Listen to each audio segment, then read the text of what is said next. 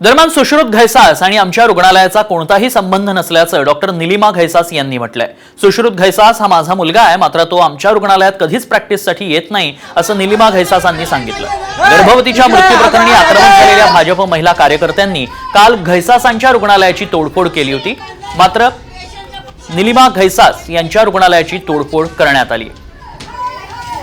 त्यांनी इथे सडन अचानक दुपारी 3 वाजता मॉब आला, त्यात काही बायका पण होत्या, मुलं होती, आणि त्यांनी सगळी आमच्या हॉस्पिटलची कन्सल्टिंगची तोडफोड करून टाकलेली आहे। सुश्रुत घैसास हे आमचा मुलगा आहे मोठा, पण तो आणि आम्ही गेले 5-6 वर्षापासून इथे अश्विनी हॉस्पिटलशी त्यांचा काहीही संबंध नाही।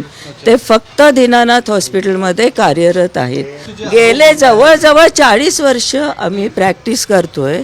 तुम्ही कुणालाही पुण्यात आमच्या